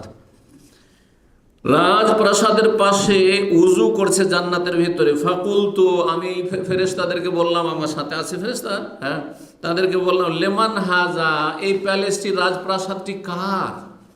তখন বললেন হাজা লে ওমর, এটি হচ্ছে উমর ইবনে খাত্তাব রাদিয়াল্লাহু তাআলা আমিরুল মুমিনিনের। জি, উমর খুব রাগী মানুষ ছিলেন, কিন্তু হকের ওপর। তারপরে যাদের ব্যক্তিত্ব মজবুত থাকে, হ্যাঁ, তাদের মধ্যে আত্মমর্যাদাবোধ খুব বেশি থাকে। আর যাদের কোনো পার্সোনালিটি নেই, ব্যক্তিত্ব নেই, হ্যাঁ, বা ব্যক্তিত্ব দুর্বল, তাদের আত্মমর্যাদাবোধটা একটু কম থাকে, তুলনা তখন কমে চলে আসে। তো ওমর রাদিয়াল্লাহু তাআলা আনহুর কথা যখন বলা হলো যে এই প্যালেসটি হচ্ছে কার, ওমর রাদিয়াল্লাহু তাআলা আনহুর, ফাযাকারতু গায়রাতাকা, ওমর ছিলেন ওই মজলিসে, যেদিন বসে গল্প করছেন আর এই স্বপ্নের কথা শোনাচ্ছেন। বলছেন যে ওমর, তোমার আত্মমর্যাদাবোধের কথা, তোমার গায়রাতের কথা মনে হইল, যে তোমার আমি হুর আমি দেখতে পাচ্ছি তোমার হুর। চিন্তা করুন তো, যার আত্মমর্যাদা বোধ আছে কখনো চাইবে না যে তার মা বোনকে কেউ দেখেনি, তার স্ত্রীকে কেউ দেখেনি। কিন্তু বেগাইরাত যারা, হ্যাঁ, দ্য ইউস, কোনো ব্যাপার না, ও নিজেই দেখাচ্ছে, আসো আসো দোস্ত, এসো এসো এসো আসো, স্ত্রীকে ডাকছে যে চলো খাবার নিয়ে আসো, এই চা নিয়ে আসো, দ্য ইউস এরা। তো ওমর রাদিয়াল্লাহু তাআলা আনহুকে বলছেন রাসূলুল্লাহ সাল্লাল্লাহু আলাইহি ওয়াসাল্লাম, তোমার গায়রাতের কথা, মানে আত্মমর্যাদা বোধের কথা মনে হলো যে তুমি তো মেজাজি মানুষ, আর জান্নাতে গেলাম আর তারপরে তোমার একটু হুর দেখে নিচ্ছি আমি। ফাওয়াল্লাহি তো মুদবিরান, তাড়াতাড়ি আমি মুখটা ফিরিয়ে অন্যদিকে টান দিলাম। ফাওয়াল্লাহি তো মুদবিরান, অন্যদিকে আমি টান দিলাম যে তোমার হুর দেখবো না, যে উজু করছে। ফাবাকা ওমর, ওমর রাদিয়াল্লাহু তাআলা এই কথা শোনার পরে কেঁদে ফেললেন, কান্না শুরু করে দিলেন। সেই মজলিসেই ছিলেন তিনি, অহফিল মজলিস। সুম্মা কাল, তারপর বল আওয়া আলাইকা ইয়া রাসূলুল্লাহ আগার, অন্য রিওয়ায়াতে আগার ও আলাইকা ইয়া রাসূলুল্লাহ, হে আল্লাহ রসুল, আপনি আল্লাহ রসুল, আপনার মাধ্যমে আল্লাহ আমাকে জাহান্নাম থেকে রক্ষা করেছেন, আপনার মাধ্যমে আমি হেদায়েত পেয়েছি আপনার ওসিলাতে, আর আপনি আমার হুর দেখলেন, এতে আমার গায়রত হবে, এতে আমার রাগ হবে, এতে আমার আত্মমর্যাদা বোধে আঘাত হবে, এটা হইতে পারে? এটা হইতে পারে না, এটা হইতে পারে ইয়া রাসূলুল্লাহ। আর তারপর আবেগে তিনি কেঁদে ফেলেন, ইয়া রাসূলুল্লাহ, আপনি কেন এটা আমার সম্পর্কে মনে করলেন? আপনি দেখলেন অসুবিধাটি কি? কোনো অসুবিধা নেই, তো জান্নাতের দৃশ্য আপনি দেখছেন, জান্নাতের দৃশ্য আপনি দেখছেন, আর আপনার ওপর কেন গায়রত হবে আমার, ইয়া রাসূলুল্লাহ। সুবহানাল্লাহ। মদিনা মসজিদে যখন পড়তাম বুখারীর ক্লাসে, আমাদের যে ওস্তাদ ছিলেন আল কাসিমের, তিনি এই হাদিসটি পড়াইতে গিয়ে তিনিও কেঁদে ফেলেছিলেন, ছাত্ররা অনেকে কেঁদেছিলেন। উমর রাদিয়াল্লাহু তাআলার আবেগপূর্ণ কথা, যে ইয়া রাসূলুল্লাহ, আর নবী সাল্লাল্লাহু আলাইহি ওয়াসাল্লামের কথা। নবী সাল্লাল্লাহু আলাইহি ওয়াসাল্লাম বলছেন, উমর, চিন্তা করলাম যে এটা তোমার হুর, আর আমি সেদিকে তাকাবো বা সামনে পড়ে গেছে, তাড়াতাড়ি যখন শুনতে পেলাম যে এই হুর হচ্ছে তোমার, উজু করছে মহিলা, তাড়াতাড়ি অন্যদিকে আমি টান দিলাম, কারণ তোমার গায়রাতের কথা চিন্তা করলাম যে তোমাকে হয়তো কষ্ট লাগতে পারে, যে আমার যেমন কষ্ট লাগবে এইরকম যারা পরেশগার মানুষ, তাদের যদি স্ত্রীকে কেউ দেখে নেয়, তাদের মেয়েকে কেউ দেখে, সাবালিকে মেয়েকে কেউ দেখে নেয়, তাদের মা বোনকে কেউ দেখে নেয়, তো একটু কষ্ট লাগবে, খারাপ লাগবে একটু, যে দেখে নিল হঠাৎ। তো সেই সময় কেঁদে ফেললেন ওমর রাদিয়াল্লাহু তাআলা আনহু, বলেন আলাইকা আগারু ইয়া রাসূলুল্লাহ, আপনার ওপর কেন আমার গায়রত হবে হে আল্লাহর রাসূল। সহিহ বুখারী 4826 আর সহিহ মুসলিমে 4409 নম্বর হাদিস। এই হাদিস কি প্রমাণ করে? যে জান্নাতে প্যালেস রয়েছে, ওমর রাদিয়াল্লাহু তাআলা আনহুর প্যালেস, রাজপ্রাসাদ রয়েছে। তো ওমরই যদি থাকে তো অন্যান্য সাহাবীদের রয়েছে, এমনকি যে কোনো সাধারণ জান্নাতেরও প্যালেস রয়েছে। তবে সবগুলি একই স্তরের না, যার যেমন ঈমান আমল তেমনই তার স্তর বা স্থান মর্যাদা নির্ধারিত হবে। জান্নাতে যখন প্যালেসের কথা আমরা হাদিসে পেয়ে গেলাম, এখন বাড়িঘরের কথা শুনে, জান্নাতে বাড়িঘরও আছে। এই মর্মে বেশ কিছু হাদিস রয়েছে, তার মধ্যে একটি হাদিস এখানে শোনাই, বা একাধিক হাদিস। আবু হুরায়রা রাদিয়াল্লাহু তাআলা থেকে বর্ণিত একটি হাদিস, কাল আতা জিবরিল নবী সাল্লাল্লাহু আলাইহি ওয়াসাল্লাম, জিবরাইল আলাইহিস সালাম একদিন নবী সাল্লাল্লাহু আলাইহি ওয়াসাল্লামের কাছে আসলেন। এসে বলি ইয়া রাসূলুল্লাহ, আল্লাহ রসুল, হাযিহি খাদিজাতু। জিবরাইল এসেছেন কার কাছে? রাসূলুল্লাহ সাল্লাল্লাহু আলাইহি ওয়াসাল্লামের কাছে। আসে বলছেন ইয়া রাসূলুল্লাহ, এই যে খাদিজা আসছে, কাদ আতাত। জিবরাইল আলাইহিস সালাম আগেই দেখে নিয়েছেন, কারণ ফেরেশতারা মানুষের চাইতে বেশি সব কিছু খেয়াল করেন বা জানতে পারেন। তো বলছেন এই যে খাদিজা কাদ আতাত আসছে কিন্তু আপনার কাছে এক্ষুনি, মাহা এনাউন ফিহি এদামুন, আর তার হাতে একটি পাত্র আছে যাতে তরকারি আছে, আও তো আমন, অথবা খাবার নিয়ে আসছে আপনার জন্য। খাদিজা রাদিয়াল্লাহু তাআলা আনহা খাবার পরিবেশন করার জন্য বা নবী সাল্লাল্লাহু আলাইহি ওয়াসাল্লামকে দেওয়ার জন্য আসছেন, আও শারাবুন, অথবা কোনো পানীয় আছে। ফায়দা হে আতাতকা, যখন খাদিজা আসবে, জিবরাইল আলাইহিস সালামকে কথা বলছেন না খাদিজার সাথে, কিন্তু দেখতে পাচ্ছেন, বলছেন যে যখন আসবে খাদিজা আপনার কাছে, ফাকরা আলাইহাস সালামিন রব্বিহা ও মিন্নি, আমার পক্ষ থেকে আর আমার রবের পক্ষ থেকে খাদিজাকে সালাম দিয়ে দিয়ে। তাহলে এই হাদিসের আরেকটি মাসলা জানলাম যে একজন আরেকজনকে সালাম পৌঁছানো শরীয়তের বিধান এটি। যেমন আমরা বলে থাকি যে আপনি যাচ্ছেন অমুক জায়গায় যাচ্ছেন, তো আমার সালামটা অমুককে দিয়ে দিই, বলছেন না? বলছেন না? জি হ্যাঁ। কিন্তু জীবিতদের ক্ষেত্রে এটি কিসের ক্ষেত্রে? জীবিতদের ক্ষেত্রে। এইখানে খাদিজা রাদিয়াল্লাহু তাআলা আনহা কি জীবিত আসছেন, আর জিবরাইল আলাইহিস সালাম বলছেন আমার সালামটা, যেহেতু উনি কথা বলবেন না সরাসরি বা সালাম দেবেন না, হ্যাঁ, নবী সাল্লাল্লাহু আলাইহি ওয়াসাল্লাম দেখছেন জিবরাইল আলাইহিস সালামকে, জিবরাইল আলাইহিস সালাম দেখছেন খাদিজাকে, কিন্তু খাদিজা দেখছেন না জিবরাইল আলাইহিস সালামকে যে এসে আছেন মজলিসে। কিন্তু আমাদের সমাজে আরেকটি বিদাত আছে এই মর্মে, ওইটা কথা বলার জন্য। কি সেটা? যখন সৌদি আরব আপনারা আসেন, তখন আপনার দেশের এমনকি আলেমরাও অনেকে বলে, কারণ ওই বিদাতি আকীদায় পড়ে শুনে ওইটাই পড়ে বড় হয়েছে, কি যে তুমি তো রসুলের দেশে যাচ্ছ, তো নবী পাকের রওজায় গিয়ে আমার সালামটা পৌঁছে দিয়ে, বলে না? বলেন না? এটা কি সাহাবীরা করেছেন? সাহাবীরা করেছেন? না, করেননি। নবী সাল্লাল্লাহু আলাইহি ওয়াসাল্লাম ইন্তেকালের পরে সব জায়গায় মুসলিমরা বাস করছেন, সাহাবায়ে কেরাম মক্কায় বাস করছেন, অনেকে দামেস্কে চলে গেছেন, অনেকে বাসরা কুফা চলে গেছেন, ইরাকে চলে গেছেন, অনেকে মিসরে চলে গেছেন, ইয়ামানে চলে গেছেন। গেছেন না? জাননি? নবী সাল্লাল্লাহু আলাইহি ওয়াসাল্লাম ইন্তেকালের পরে তুমি যাচ্ছ মদিনা, মদিনা গিয়ে আমার সালামটা রওজাতে নবীর কবরের কাছে গিয়ে পৌঁছে দিয়ে, এরকম কথা বলেছেন? কখনো বলেননি। সুতরাং এটি বিদআত, এটি বিদআত। তাহলে প্রশ্ন উঠবে, তাহলে আমরা কেমন করে সালাম দেবো? এটাকে অনেকেই কিন্তু আবেগী, আর বিদাতিরা আবেগ দিয়ে কাজ নেই, বিবেক দিয়ে আর দলিল দিয়ে কাজ নেই। দেখো দেখো এরা কত বড় নবীর দুশ্মন, যে নবীকে সালাম পৌঁছাতে নিষেধ করছে। ধোকা দিবে কিভাবে? কানা কাই করে দেখাবে ভাবে। হ্যাঁ, আর জনগণ কিছু বুঝে না। হ্যাঁ, আবেগী করে তুলে আর এমন করে দিল যে এই বক্তব্য যে দিচ্ছে সে কি মুসলিম থাকতে পারে? নবীকে সালাম দিতে নিষেধ করছে। বলবে না? বলবে না? হ্যাঁ, সতর্ক, সাবধান। এগুলো কানা কাহাই করে দেখানো, মূর্খ সমাজ আর মূর্খ বক্তা। দেখেন, একটা হচ্ছে সুন্নার তরিকা, আর একটা বেদাতি তরিকা। কোনটা তরিকা নেবেন আপনি? একটা নবী সাল্লাল্লাহু আলাইহি ওয়াসাল্লাম থেকে প্রমাণিত তরিকা ইসলামের ক্ষেত্রে, আর একটা প্রমাণিত না, আপনার খেয়াল খুশি আপনার বাপ দাদা বলেছে, কোনটা নেবেন? নবীর তরিকা নেবেন না?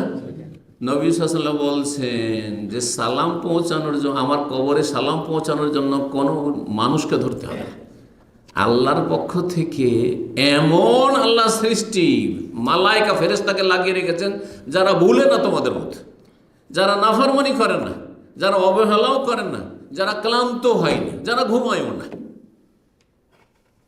বুঝতে পারছেন? সহিহ হাদিস, ইন্না লিল্লাহি মালায়েকা, আল্লাহর অসংখ্য ফেরেশতা রয়েছে। সাইয়াহিনা, তারা পর্যটক, ভ্রমণকারী, পৃথিবীতে ট্যুর করছে, শুধু ঘুরে বেড়াচ্ছে। তাদের কাজই হলো, ডিউটি হলো কি, ইউবাল্লিগুনি মিন উম্মাতিস সালাম, আমার উম্মতের সালাম, যে যেখানে সালাম পড়ে সেই সালামটা আমার কাছে পৌঁছে দেয়। তাহলে আপনি এখানে বসে যে সাল্লাল্লাহু ওয়াসাল্লাম আলা নবিয়িনা মুহাম্মদ, হ্যাঁ, সাল্লাল্লাহু আলাইহি ওয়াসাল্লাম, আল্লাহুম্মা সাল্লি ওয়া সাল্লিম আলা নবিয়িনা মুহাম্মদ যে বলছেন, হ্যাঁ, আল্লাহুম্মা সাল্লি আলা মুহাম্মদ, নামাজে আল্লাহ বারিক আলা মুহাম্মদ, সাথে সাথে ফেরেশতা নিয়ে ছুটলো মদিনা গিয়ে নবী সাল্লাল্লাহু আলাইহি ওয়াসাল্লামের কবরে গিয়ে পৌঁছে দিল। সবসময় চলতে আছে, সবসময় চলতে আছে। আল্লাহ ডিউটিতে লাগিয়ে রেখেছে, এটা হচ্ছে ইসলামী তরিকা, এটা সহি রাস্তা। আর আপনি আমাকে আর কাউকে, প্রবাসী যারা সৌদি আরব আছে তাকে আপনি ডিউটিতে লাগাচ্ছেন যে ভাই সৌদি আরব যাচ্ছ তো নবী পাকের রওজায় আমার সালামটা, এটা বেদাতি তরিকা। কোন তরিকা জান্নাতে পৌঁছাবে? যেটা সহি তরিকা, মানে একটু আগে বললাম। হ্যাঁ, আপনি জান্নাতে যাওয়ার রাস্তা ধরতে হবে, যেমন মক্কা গেলে মক্কার রাস্তা ধরতে হবে, মদিনা গেলে মদিনার রাস্তা ধরতে হবে। হ্যাঁ, আপনি উল্টো পাল্টা রাস্তা ধরে নেবেন আর বলবেন যে আমি আল্লাহকে রাজি করে নেব আর হ্যাঁ নবী সাল্লাল্লাহু আলাইহি ওয়াসাল্লামের শাফাত হাসিল করবো, হাউজে কাউসারে পানি হাসিল করবো, কখনো হবে না এটা। আল্লাহ বুঝার তৌফিক দান করুন। তো যেই ব্যক্তি সালাম দিচ্ছে আপনাকে চিন্তা করতে হবে না যে আমার সালামটা নবীর কবরে কে পৌঁছাবে। আল্লাহ লাগিয়ে রেখেছেন, ফেরেশতা প্রস্তুত হয়ে আছে, সাথে সাথে সাল্লাল্লাহু আলাইহি ওয়াসাল্লাম ছুটলো, সাল্লাল্লাহু আলাইহি ওয়াসাল্লাম সাথে সাথে ছুটলো, আল্লাহুম্মা সাল্লি আলা মুহাম্মদ সাথে সাথে ছুটলো। বলছেন যে আমার সালাম এবং রবের সালাম, আল্লাহ সালাম দিচ্ছেন। তাহলে কাকে? খাদিজা রাদিয়াল্লাহু তাআলা। আল্লাহর পক্ষ থেকে, নিজের পক্ষ থেকে বানিয়ে তো বলা হয়নি, অবশ্যই আল্লাহর পক্ষ থেকে তিনি মেসেজ নিয়ে এসছেন যে যাচ্ছ খাদিজাকে আমার সালামটা পৌঁছে দিবে। আল্লাহু আকবার, কত বড় মর্যাদা চিন্তা করুন। জি, খাদিজা রাদিয়াল্লাহু তাআলা অবশ্যিরহা বিবাইতিন ফিল জান্নাহ, তাকে সুসংবাদ দিয়ে দাও জান্নাতে একটি বিশেষ বাড়ির, বাইতুন মানে বাড়ি, বাইতুন মানে ঘর, একটি ঘরের, মিন কাসাবিন, সেই ঘরটি হবে বাঁশের। কিন্তু বাঁশ কোন বাঁশ? ভাষ্যকারগণ বলছেন এমন বাঁশের লা সাখাওয়া ফিহি ওয়ালা নাসাবা, যাতে কোনো হট্টগোল হইচইও থাকবে না, আর সেখানে কোনো রকম অশান্তি, ক্লান্তি আর কোনো রকম প্রতিকূল অবস্থা থাকবে না। কারণ বাড়িতে অনেক সময় অশান্তি থাকে, বাড়িতে যাদের ছেলে মেয়ে কচি কাঁচা আছে বা বাচ্চা কাচ্চার সংখ্যা বেশি আছে, এই বাড়িতে যদি কোনোদিন থেকে থাকেন আর অভ্যাস না থাকে, বিপদ হয়ে যাবে। আমি এরকম কাটিয়েছি, কারণ লম্বা একটা সময় চলে গেছে নিজের বাড়িতে, মাশাআল্লাহ ভাইয়েরা আছে, সব বড় হয়ে গেছে, ঘুমিয়ে গেলে আর কেউ ডিস্টার্ব করবে না তাহলে। কিন্তু গিয়েছি এমন এক বাড়িতে যাদের বাড়িতে 25 থেকে 30টি মেম্বার, আর তার মধ্যে 15-20টা শুধু বাচ্চা কচি কাঁচা, আর সারাদিন শুধু মাছের হাটের মতো হই হই হই হই হই চলতেই আছে। আরে বাবা, আমার তো ঘুম হারাম করে দিয়েছে, রুমের ভিতরেও ঘুম আসে না। এরকম পরিস্থিতির শিকার আমি হয়েছি, আপনারা হয়তো হয়েছে। কিন্তু যদি অভ্যাস না থাকে, দুটো একই রকম, মানে আপনার বাড়ি তো এরকম হইচই ঘুমিয়ে অভ্যাস, যারা রেল লাইনের পাশে বাস করে হ্যাঁ তাদের ঠিকই ঘুম আসে। কিন্তু 2-4 বার আমার এরকম হয়েছে যে একবার রেল স্টেশনের পাশে বা রেল লাইনের পাশে আমাকে রাত কাটাতে হয়েছে, সারা রাত ঘুম আসে। তো বাড়িওয়ালাকে জিজ্ঞেস করলাম যে আপনাদের ঘুম কী করে আসে? বলছে আমাদের কোনো ব্যাপার না, এই যে এখনই ঘুমাবো, ঘুম সাথে সাথে ঘুম অভ্যাস হয়ে গেছে। প্রথম যখন 2000 সালে পরিবার নিয়ে এলাম আর এখানে সিকোতে থাকতে লাগলাম, আমার তো এইখানে বাসা ছিল, একবার এখানে হেঁটে যেতে 3 মিনিট লাগবে। তো বেশ মাসখানেক আমার ঘুমিয়ে আসতো না, খুব কষ্ট হতো। আর সারা বিশেষ করে এই জুমার রাতটা এই জোবাইল জোবাইল জোবাইল জোবাইল হাসা হুকুফ আস্তাগফিরুল্লাহ চলতেই আছে, চলতে আছে, এই চিৎকার চলতে আছে ড্রাইভারদের, আর বাজারের হইচই তো লাগাই আছে। কিন্তু তারপরে আরামসে, মানে 2-4-5 দিন 10 দিন পরে আরামসে ঘুম আসতে লাগলো, আর কোনো ব্যাপারই নেই, মনে হচ্ছে এইসব আওয়াজ নেই, সব ভালো মানুষ হয়ে গেছে সবাই। জি, তো বলছেন যে সেই ঘর হবে বাঁশের। বাঁশের সাথে কেন তুলনা করা হয়েছে? যে বাঁশের ভিতরটা কি থাকে? হ্যাঁ, ফাঁকা থাকে, বাঁশের ভিতর ফাঁকা থাকে। কিন্তু কাঠের, আম গাছের, কাঁঠাল গাছের থাকে না, ভিতর ফাঁকা নেই। বাঁশের বলছে ওয়াল কাসাব, কাসাব বলতে এখানে বাঁশ বলতে বোঝা কাসাব ও লুলু আল মুজাওয়াফ, এমন মণিমুক্তা যেই মণিমুক্তার ভিতরটা ফাঁকা। মানে এই ঘর যে খাদিজা রাদিয়াল্লাহু তাআলা ঘরের সুসংবাদ দিতে বলছেন, হ্যাঁ কে? জিবরাইল আলাইহিস সালাম আল্লাহর পক্ষ থেকে, যে আপনার স্ত্রী খাদিজা রাদিয়াল্লাহু তাআলা আনহাকে সুসংবাদ দিয়ে দেন জান্নাতে এমন একটি ঘরের, যেই ঘরটি হবে বাঁশের, মানে মণিমুক্তার কিন্তু বাঁশের মতো ভিতরটা ফাঁকা, মণিমুক্তার ঘর। সহিহ বুখারী মুসলিম আর একটি হাদিস রয়েছে, যে হাদিসও রয়েছে যে জান্নাতে ঘর থাকবে, সেই হাদিসটি আপনাদের সবার মুখস্থ আছে। মান বানা লিল্লাহি মসজিদান বানাল্লাহু লাহু বাইতান ফিল জান্নাহ, যেই ব্যক্তি আল্লাহ সন্তুষ্টির জন্য একটি মসজিদ নির্মাণ করলে, একটি মসজিদ বানাইলে আল্লাহ স্পেশাল অনুরূপ, মিসলাহ অন্য রিওয়ায়াতে রয়েছে, অনুরূপ আল্লাহ রাব্বুল কি করবেন, মানে আপনি একটি বানালে একটি অনুরূপ, মানে এই নয় যে মসজিদটা যদি খড়ের হয় তো খড়ের, মসজিদ যদি টিনের হয় তো টিনের, এমন নয়। অনুরূপ মানে একটি মসজিদ বানালেন একটি ঘর হইল, 2টি মসজিদ বানালেন 2টি ঘর, 100টি মসজিদ বানালেন 100টি ঘর আপনার জন্য, যে 100টি প্যালেস। জান্নাতে তার জন্য ঘর বানানো হবে। সহিহ বুখারী 450 নম্বর, সহিহ মুসলিমের 533 নম্বর হাদিস। এমনকি যদি কেউ ক্ষুদ্র একটি মসজিদ কুঁড়ে ঘর বানায়, কীরকম ছোট্ট মসজিদ, জাবের রাদিয়াল্লাহু তাআলা বর্ণনা করেছেন ইবনে মাজাহ হাদিসটি 738 নম্বর, মামবানা মসজিদান লিল্লাহ, কেউ যদি মসজিদ বানায় কিন্তু আল্লাহর জন্য বানাইতে হবে, দুনিয়ার খ্যাতির জন্য নয়। অনেকে কিন্তু খ্যাতির জন্য, হ্যাঁ, একবারে বড় নেম প্লেট লাগিয়ে, আর নিয়তি আছে যে সবাই জানুক যে আমি বানিয়েছি। না না না, মানুষকে দেখানোর জন্য হলে মানুষের কাছে পাবেন, আল্লাহর কাছে পাবেন না। ইখলাস থাকতে হবে। আল্লাহর জন্য যদি বানানো হয়, কা মাফহাসে কাতাতিন, এত ছোট মসজিদ একটা পাখির বাসার সমান। কাতা বলা হয় ছোট্ট পাখি, বড় পাখিও নয়, ছোট্ট পাখির বাসার সমান যদি মসজিদ হয়, আওয়াজকার, একেবারে ছোট ক্ষুদ্র হোক না কেন, বানাল্লাহু লাহু বাইতান ফিল জান্নাহ, আল্লাহ তার জন্য জান্নাতে একটি ঘর নির্মাণ করবেন। আর একটি হাদিস শোনাই এই ঘরের ক্ষেত্রে। আবু মুসা আশআরী রাদিয়াল্লাহু তাআলা বর্ণনা করেছেন, আন্না রাসূলুল্লাহ রাসূল বলেছেন, ইযা মাতা ওয়ালাদুল আবদি, কোনো মুসলিমের ছেলে মেয়ে যদি মারা যায়, বিশেষ করে নাবালক ছেলে মেয়ে, নাবালক আর সাবালক ছেলে মেয়ে মারা গেলে খুব কষ্ট লাগে। বাপ মা মারা যত মনে হয় অত কষ্ট হয় না মানুষকে, যত ছেলে মেয়ের এতেকালে মানুষের কষ্ট হয়।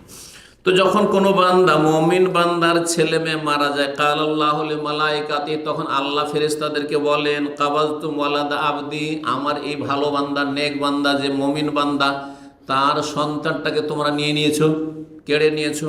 ফায়াকুলুনা, তখন ফেরেশতারা বলেন, নাম আল্লাহ, তোমার তো হুকুম, তো তকদিরে তো লেখা আছে, আর ফাইসালা, আমাদের কাছে লিস্ট আছে যে আজকে এর রূহ কবজ করতে হবে। নাম ফায়াকুল, আল্লাহ বলবেন, কাবালতুম সামারাতা ফুয়াদেহি, তার কলিজার টুকরাকে তোমরা নিয়ে চলে এসেছো। আল্লাহু আকবার, কলিজার টুকরাকে নিয়ে চলে এসেছো। ফায়াকুলুনা, তখন বলবেন ফেরেশতারা, নাম, হে আল্লাহ, হ্যাঁ আমরা তো নিয়ে এসেছি তাকে। ফায়াকুল আল্লাহ মাযা কালা আবদি, তাহলে আমার বান্দা কি মন্তব্য করেছে, তার অবস্থা কি, সে কিছু বলছে? তখন ফেরেশতারা বলে, ফায়াকুল হামেদাকা ওয়াস্তারজা, আল্লাহ তোমার প্রশংসা করেছে, বলে আলহামদুলিল্লাহ আলা কুল্লি হাল। বালা মুসিবত যদি হয় কি বলবেন? আলহামদুলিল্লাহ আলা কুল্লি হাল, সর্ব অবস্থায় আল্লাহর প্রশংসা। কিছু দিয়েছেন তো আল্লাহ অনেক কিছু দিয়েছেন, কিছু নিয়েছেন তো আল্লাহ অনেক কিছু দিয়েছেন। এই নয় যে আল্লাহ সবই নিয়েছেন, এটা হয় না। কোনো এক জায়গায় কোনো কিছু ছুটলে আরেক জায়গায় আল্লাহ ব্যবস্থা করে দিচ্ছেন, একটা কিছু গেলে আরও কিছু আছে যেটা অন্যের কাছে নেই হয়তো। এটা হলো দুনিয়া। তো সে আল্লাহর প্রশংসা করেছে, আর কি করেছে? ওয়াস্তার যার ইন্না লিল্লাহি ওয়া ইন্না ইলাইহি রাজিউন পড়েছে। তাহলে দুটোই পড়া সুন্নাত। এই হাদিস প্রমাণ করে আলহামদুলিল্লাহ বলাও সুন্নাত, আর ইন্না লিল্লাহি ওয়া ইন্না ইলাইহি রাজিউন পড়া সুন্নাত। কিন্তু এটি দোয়া নয়, এটি হচ্ছে যার ওপর বিপদ এসেছে, যে ব্যক্তি ভুক্তভোগী, আপনার যদি সেটা বিপদ হয় তাহলে ইন্না লিল্লাহি ওয়া ইন্না রাজিউন। কিন্তু আমাদের দেশে অনেকেই কিন্তু সাধারণ মানুষরা, এমনকি কিছু মাদ্রাসা পড়া ভুল বুঝে, কারো মারার খবর বলেন ইন্না লিল্লাহি ওয়া ইন্না ইলাইহি রাজিউন, তার অন্তরে ব্যথা হোক আর না হোক, মরার খবর পেলে কি বলবে? ইন্না লিল্লাহি ওয়া ইন্না ইলাইহি রাজিউন। আর তারপরে একটিও দোয়া করলো না। ইন্না লিল্লাহ বলেন আপনি, কারো মৃত্যুর খবর শুনলে ইন্না লিল্লাহ, মুসলিম মারা গেছে, ইন্না লিল্লাহি ওয়া ইন্না ইলাইহি রাজিউন পড়েন, কিন্তু এটি দোয়া নয়। এটাকে দোয়া মনে করে আর কোনো দোয়া বলেন না। আল্লাহ তাকে মাফ করুন, হ্যাঁ, আল্লাহ তাকে জান্নাতবাসী করুন, আল্লাহ তার কবরের জীবনকে সুখী করুন, আল্লাহ আপনাদেরকে ধৈর্য ধারণের তৌফিক দান করুন, এগুলো হচ্ছে দোয়া।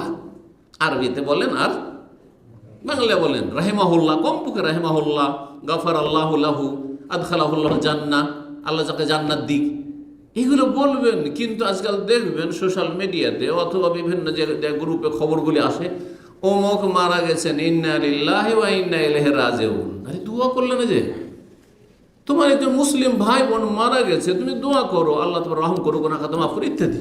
জি, সে আল্লাহ তোমার প্রশংসা করেছে আর ইন্না লিল্লাহ পড়েছে। ফায়াকুলুল্লাহ, তখন আল্লাহ বলেন, ইবনু লি আবদি বাইতান ফিল জান্নাহ, সে যখন ধৈর্য ধারণ করেছে আর আমার শুকরিয়া আদায় করেছে, অথচ তার ছেলে মেয়ে আমি নিয়ে নিয়েছি, কেড়ে নিয়েছি, আর সেই ব্যক্তি যখন ইন্না লিল্লাহ পড়েছে, যে আমরা সবাই আল্লাহর, আর আল্লাহর জিনিস আল্লাহ নিয়ে নিয়েছে, এটা হচ্ছে ইন্না লিল্লাহি ওয়া ইন্না ইলাইহি রাজিউন অর্থ। তাহলে তার জন্য একটি জান্নাতে ঘর বানিয়ে দাও। ফেরেশতারা কি বলেন? তার জন্য জান্নাতে একটি ঘর বাড়ি বানিয়ে দাও। ওয়াসাম্মুহু বাইতুল হামদে, এবং তার নামকরণ করো বাইতুল হামদ, প্রশংসার বাড়ি। প্রশংসার বাড়ি। যেহেতু সে আল্লাহ কি করেছে, শুকরিয়া আদায় করেছে, মুসিবতেও আল্লাহর প্রশংসা করেছে, শুকরিয়া আদায় করেছে। ইমাম তিরমিজি হাদিসটি নিয়েছেন, তিরমিজিতে রয়েছে 1021 নম্বর। ইমাম আলবানী হাদিসটিকে হাসান বলেছেন। সর্বশেষ যে বিষয়টি সেটা হচ্ছে জান্নাতের খিমার কথা। খিমা মানে তাবু, টেন্ট। জান্নাতে খিমাও থাকবে। তো খিমার কথা শোনেন। এই মর্মে আবু মুসা আশআরী রাদিয়াল্লাহু তাআলা আনহু বর্ণিত, নবী সাল্লাল্লাহু আলাইহি ওয়াসাল্লাম বলেন, ইন্নাল লিল মুমিনি ফিল জান্নাতি লা খাইমাতান, জান্নাতে মুমিন মুসলিমদের জন্য তাবু থাকবে। কিন্তু কিসের তাবু? এইরকম আজকালকার কাপড়ের তাবু না, বলছেন মিন লুলুআতিন, মণি মুক্তার, লুলু মণি মুক্তার তাবু হবে। ওয়াহিদাতিন মিন লুলুআতিন ওয়াহিদাতিন, হ্যাঁ, এই নয় যে জোড়া তালি দেওয়া, হ্যাঁ, একটি যেন কোনো জায়গায় জোড়া তালি কিছু নেই। মুজাওয়াফাতিন, আর ভিতরটা ফাঁকা, কারণ স্বর্ণ চাঁদি বা মণি মুক্তা এগুলো তো ভিতর তার ফাঁকা থাকে না। তো ভাবতে পারে যে মণি মুক্তা আবার এটা খিমা কি করে, ভিতরে কি করে ফাঁকা থাকবে? তাই বলছেন নবী সাল্লাল্লাহু আলাইহি ওয়াসাল্লাম, মুজাওয়াফাতিন, স্যার ভিতরটা শূন্য থাকবে, খালি থাকবে, ফাঁকা থাকবে। তুলু হাসিতুনা মিলান, আর এই দুনিয়ার খিমা তাঁবুর মতো নয়, 10টা লোক বসে আর জায়গা হয়নি। হ্যাঁ, খেমার ভিতরে 10 জন হইলে আর জায়গা হচ্ছে না। অথবা খুব বড় যদি খেমা হয়, মেনার মতো, আরাফার মতো, তো 50 জন 100 জন হলে কি কি অবস্থা হতে পারে, হইচই শুরু হয়ে গেছে। বলছেন যে এই খেমা, জান্নাতের খেমা তাবু হবে 60 মাইলের, 60 মাইল তার আয়তন হবে। লিল মুমিনি ফিহা আহলুন, মুমিন মুসলিমদের তাতে পরিবার থাকবে, নিজের পরিবার, দুনিয়ার যে পরিবার জান্নাতি হইলে, আর হুরাইন পরিবার থাকবে। ইয়াতুফু আলাইহিমুল মুমিন, তাদের এক একজনের কাছে ঘোরাঘুরি করবে, যাবে, দেখা সাক্ষাৎ করবে, মিলিত হবে। ফালা ইয়ারা বাদহুম বাদান, কেউ কাউকে দেখতে পাবে না, কেউ কাউকে দেখতে পাবে না। কারণ একজন আরেকজনকে দেখলে তো সেখানে ঈর্ষা হবে, কষ্ট হবে। যে এক স্ত্রীর সামনে আর এক স্ত্রীর সাথে যদি বিনোদন করে তো স্বাভাবিক, এটা কোনো রকম করে সতীনটাই তো মানতে চাই না। আর বাঙালি মহিলা হলে তো বলতেই হয়। আমাদের একজন দায়ী রাহিমাহুল্লাহ তাআলা দুনিয়াতে চলে গেছেন, তার 2 স্ত্রী ছিল। তো তার যেহেতু তিক্ত অভিজ্ঞতা ছিল, আমরা তো শুধু শুনে শুনে বলছি, সুন্নি মুসলমান, মানে সতীনের যে ঝালটালের ব্যাপারে, কিন্তু তার যেহেতু তিক্ত বাস্তব অভিজ্ঞতা ছিল, তো তিনি বলছেন যে শেখ একদিন বলছেন যে বাঙালি মহিলার মতো সতীন বিদ্বেষী মহিলা মনে হয় পৃথিবীতে কোনো জাতিতে নেই। রাগ করিয়েন না আবার মহিলারা শোনার পরে, কিন্তু আসলে এই রোগ আছে, কারণ বাঙালি আবেগই বেশি, আর আবেগ কাজ করে, যার ফলে আর তখন বিবেক কাজ করে না। আমার স্বামী এত সম্মানের সাথে রেখেছে, বিয়ে করলো, ইনসাফ করে, আল্লাহকে ভয় করে, পরকাল সম্পর্কে তার চিন্তা আছে, আর সে আমার ন্যায্য অধিকার দিয়ে দিল, অসুবিধাটা কি? আল্লাহ জায়েজ করেছেন, না না না, মানতে রাজি না। আরবরা তুলনামূলক ভালো, কিন্তু আজকাল পৃথিবী হাতের মুঠে হয়ে যাওয়ায় আরবরাও কিন্তু অন্যদের মতো হয়ে গেছে। এইখানে অত সহজ নাই, যত সহজ একসময় আমরা মনে করতাম, বা আপনারাও মনে করতেন যে আরব দেশে মনে হয় দ্বিতীয় তৃতীয় বিয়ে করাটা খুব সহজ, বহু বিবাহ। এত সহজ নয়। আল্লাহ হেফাজত করুন। আল্লাহ রাব্বুল আলামিন আমাদেরকে জান্নাতুল ফিরদৌস দান করুন, গুনাহ খাতা মাফ করুন। এই হাদিস সহিহ বুখারীতে এসেছে 4598, সহিহ মুসলিমে এসেছে 2838 নম্বর। তাহলে আমরা যেটা সার কথায় জানতে পারলাম যে জান্নাত যদি যেতে হয়, আর জান্নাতের ঘর বাড়ি আর কক্ষ আর জান্নাতের প্রাসাদ প্যালেস এসব যদি পেতে হয়, তাহলে কি করতে হবে? আল্লাহকে ভয় করতে হবে, ঈমানের সাথে তাকওয়া, ঈমান তাকওয়া নেক আমল ফরজ ওয়াজিব আদায় করতে হবে, হারাম নাজায়েজ থেকে বেঁচে থাকতে হবে। আর জান্নাতে গেলে সবাই সেখানে বাড়ি ঘর আর প্যালেস পাবে, এই নয় যে হয়তো বড় বড় নেক বান্দা, আল্লাহর নেক বান্দা, তারাই হয়তো বড় বড় প্রাসাদ পাবে আর আমরা হয়তো ছোট মোটো করে ঘর বাড়ি পাবো। না না না, সবার প্যালেস থাকবে সেখানে, আর সবার সেখানে ঘর বাড়ি থাকবে, আর সবার জন্য বিশাল নিয়ামত আর বিশাল রাজত্ব থাকবে। যেমন প্রথম যে হাদিসটি বয়ান করলাম, সর্বনিম্ন স্তরের জান্নাতি, সর্বশেষ যে জাহান্নাম থেকে জ্বলে জ্বলে জাহান্নাম থেকে বের করা হলো, তাকে আর জান্নাতে দেওয়া হলো, সেই ব্যক্তি দুনিয়া, পৃথিবী এবং পৃথিবীর 10 গুণ পরিমাণ বিশাল রাজত্ব পাবে জান্নাতে। সুতরাং প্রত্যেকের সেখানে এই সমস্ত নিয়ামত হবে যেগুলো নিয়ে আজকে আলোচনা হলো। আল্লাহ রাব্বুল আলামিন আমাদেরকে জান্নাতুল ফিরদৌস দান করেন, গুনাহ খাতা মাফ করেন, এবং নেকির কাজে অগ্রগামী হওয়ার তৌফিক দান করেন, তাকওয়া অর্জনের তৌফিক দান করেন। ওয়া সাল্লাল্লাহু আলা নবিয়িনা মুহাম্মদ ওয়া আলা আলিহি ওয়া সাহবিহি আজমাইন।